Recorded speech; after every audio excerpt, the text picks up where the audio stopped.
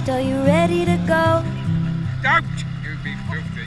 This time tomorrow we'll be on the road, riding with you in the sunnier days. I wouldn't want it any other way. There's never a dull moment on the boat. We head towards Portugal, visit Lisbon, introduce you to Torquay, get a broken autopilot, and then disaster struck. We start taking on water.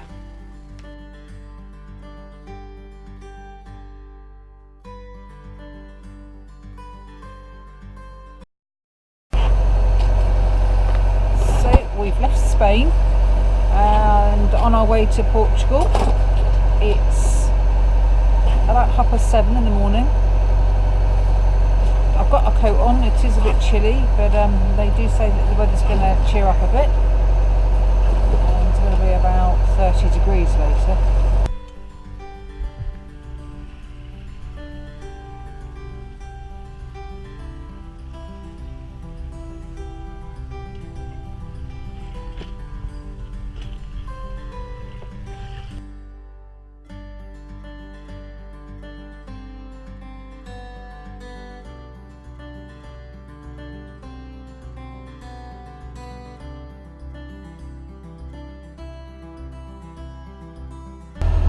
Well, we're still on our way down from the Vigo Ria to Peniche. We had a cracking overnight sail until about 4 o'clock, Steve? What, when the autopilot? Yeah, when the autopilot decided it was going to start playing up again. And so now we're hand steering, which is not great fun. It does mean that you've got to be on the ball a little bit more, and it's a little bit more tiring as well. Anyway, sun's up.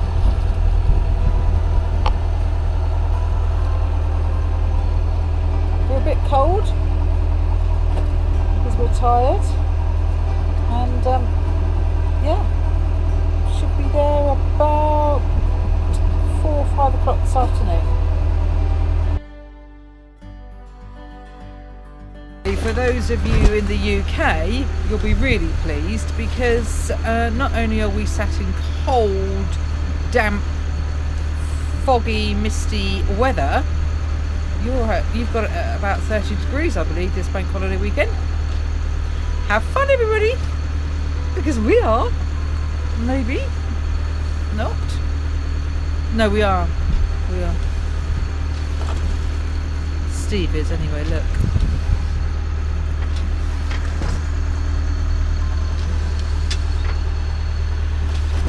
Well, it's only 10 o'clock. I know. We're motor sailing. There's not enough wind. This afternoon there'll be too much. Hey?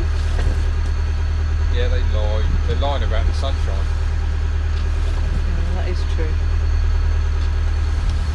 Well, Yep, here we go. Death roll! Death roll! at least the autopilot's fixed now. Oh yes, we had problems with the autopilot yesterday, and we did an overnight stint, and we ended up having to hand steer for about 24 hours. Yeah. It was not fun at all. It's not like having an autopilot on a car where you can just sit back and relax. Can't do that out here. Anyway, it's sorted now. Yes, Steve's repaired it because in amongst the 48 boxes of stuff that Steve's brought with him, we were ever so lucky we had a spare. I don't know why I'm laughing, because it would be awful if we hadn't have had the spare. Well, we would have had to have ordered the spare, but yeah. Yeah, 225 quid. Yeah. Yeah. Oh, Already had one. no. Excellent. Excellent. So now we haven't got a hand steer.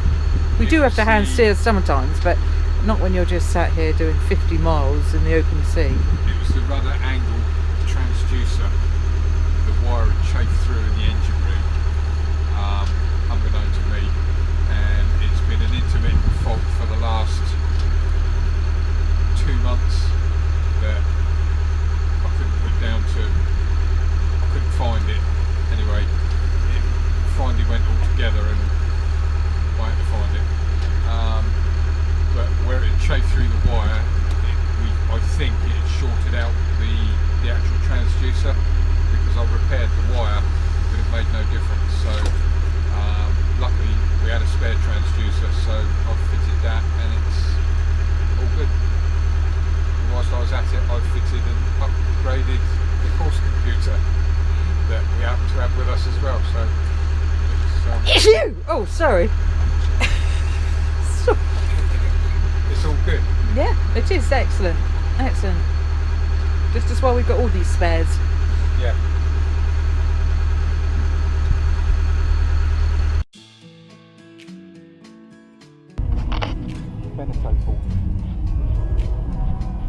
What, Nautica?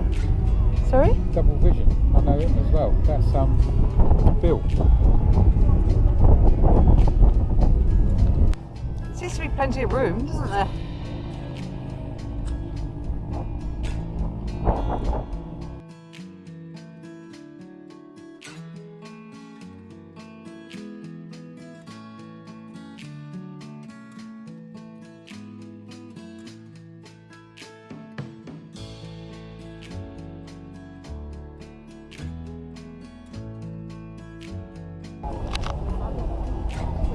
Fat controller. Fat controller, yeah, he is, isn't he? We've been out shopping this morning, haven't we, Steve? You're trying to draw me out and draw some spite out of me. No, not a spite at all. Yeah, we did, because we went shopping, and whilst we were shopping with lots of lovely things, I was sold the idea of a tuna salad. We actually bought a tin of tuna. It's still in the box, or the tin, or whatever it is. What do I get? A do-it-yourself sandwich. It's hardly do it yourself, is it? I've buttered the roll. I had to ask for butter. I've buttered the roll, I've given you some cheese, and I've given you some ham. All you got to do is just put it in the roll.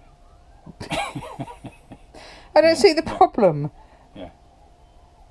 Well, next time we're out, I'll say, when we're just about to sail, I'll say, well, the sails are on the boom, but you can't, hopefully they'll jump up there themselves. Or you can do it. Spite. And bitter and twisted. Very. Anyway, I don't normally get a chance to talk on the camera because I'm not Spielberg. But Oh, we bought this little baby in France. Benedet. We happened to see it. Matt was looking for another engine for his dinghy, and there was a guy selling this one second hand. So we tried to negotiate, but he wasn't going to have any of it. So we ended up, anyway, we bought it, and it's an electric torpedo. So you just turn it on, and it tells you how much battery you've got left. So we've got 92%.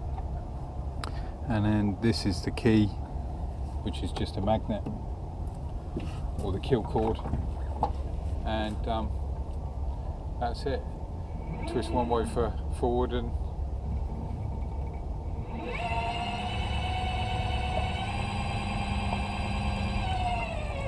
it's not the fastest thing in the world, But it is very quiet. but it's quiet, and we can charge it up off the inverter, and it's a lot easier than putting the big one on when we're only doing a short trip, when there's no wind and waves. It's just easy. It tells me at the moment we're doing 1.6 knots, and we can go for 10 miles if we want to.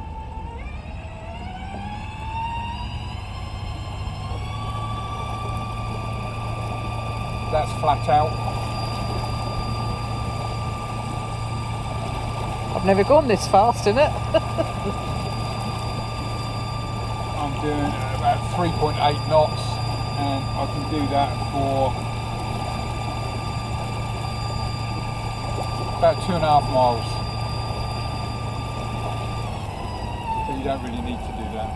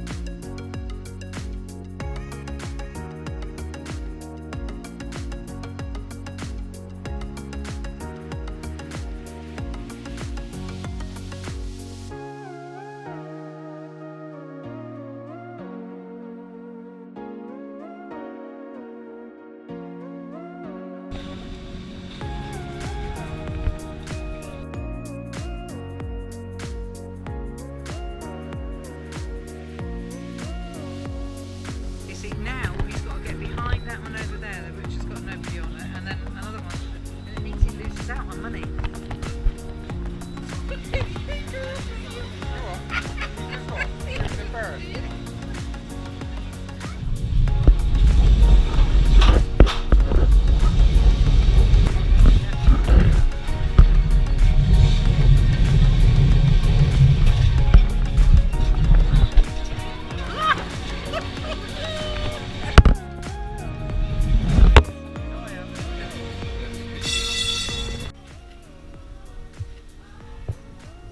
Again, it's just perched on the top of your head. It's not.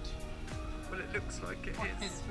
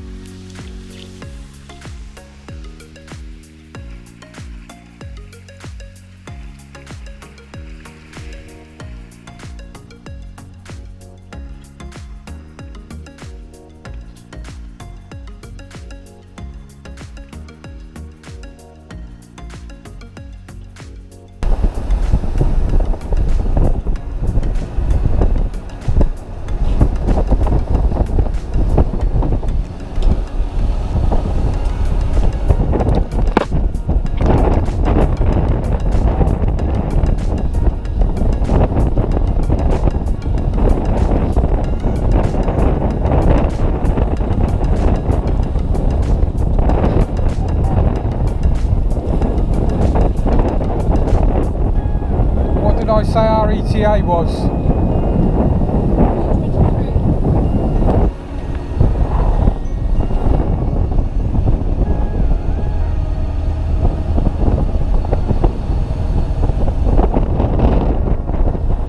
It's now 3:35.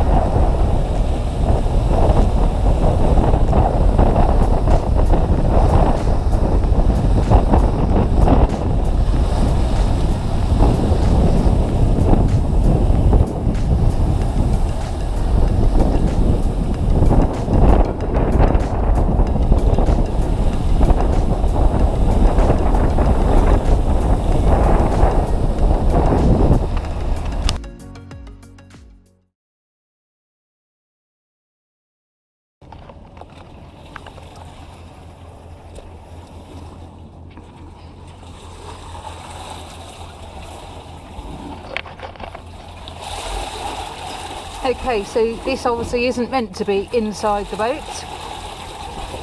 We kept on hearing something strange last night, and it just goes to show that if you hear something unusual, once you're used to the sounds of your own boat, keep investigating. We were stupid. We didn't. And luckily, well, apparently Steve did have a look, but just didn't actually look into the back locker. We've this is a big back lazarette locker, and see that cardboard box that the Fortress anchor's in? yes. See how the bag's broken? I think the box is broken up.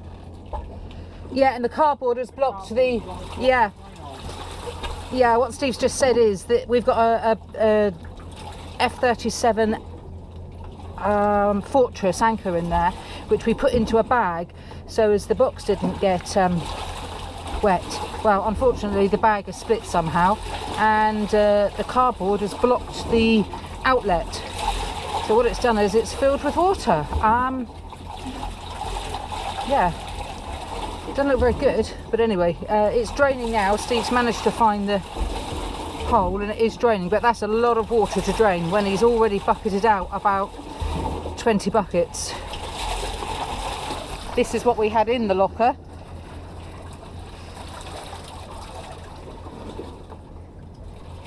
Wow.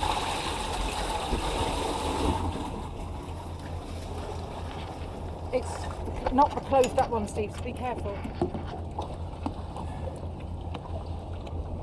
So it's draining very slowly. Now Can I throw this water over the side then? it's blocked I don't again. want to get you wet, but I'm still bucketing it. I can still bucket it out.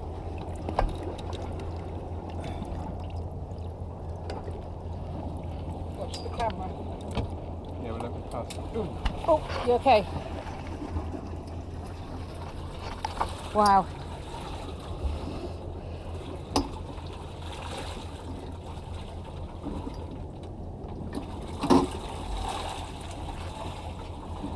We did do a very long, or for us anyway, an overnight trip, and we did about 127 miles, and if this has been filling up for 127 miles and obviously longer, I can understand why there's so much water in there. Anyway, gonna have to get it out now.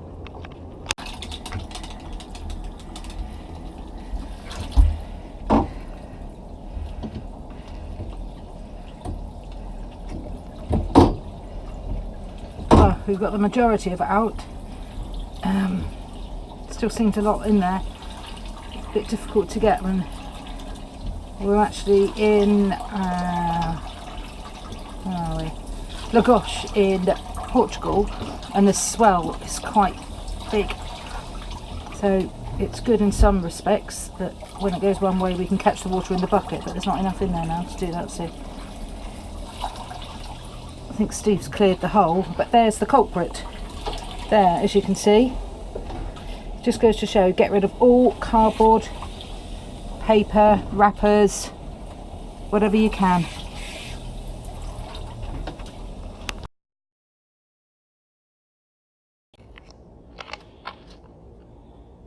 So further to earlier when we well, last night I heard a noise and should have investigated it more, but I thought it was because we were in a rolly anchorage and it was something to do with the deck scuppers making a glugging noise.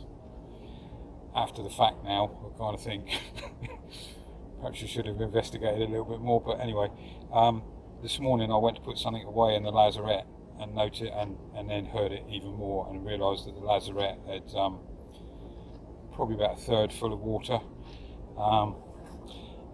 Initially thought it was something to do with the drain. It's we've got a cardboard box in there which we shouldn't have in there, but the cardboard box is disintegrated and blocked the drain vent that comes out the back of the boat.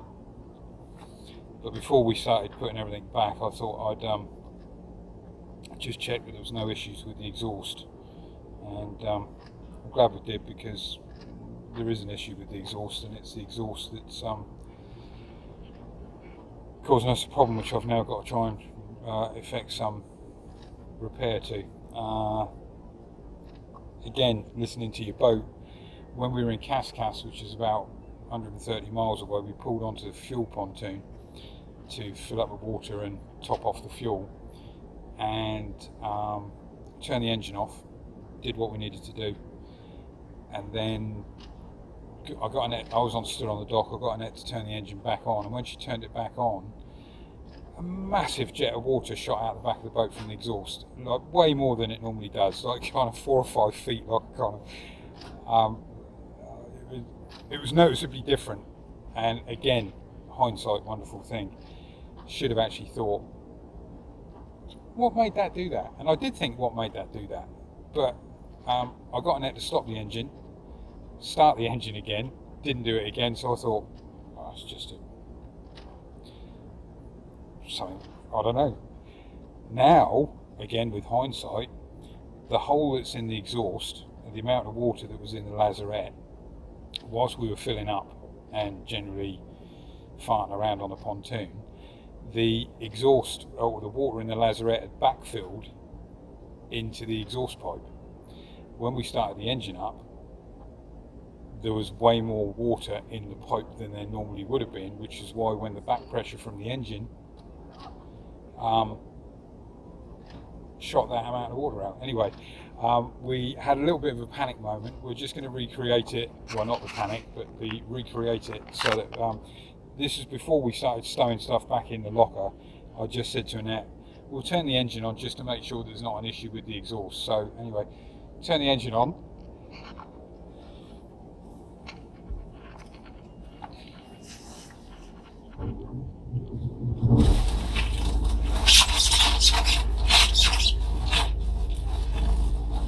And the issue with the exhaust is it's leaking water out, compounded by the fact that it can't actually get out anywhere, which in a way is a good thing, because if it had been able to get out through the hole at the back where water's meant to drain out, we might not have seen it until it was a bit worse, say. But anyway, things happen in sunny places. Just got to get on with it and sort it out.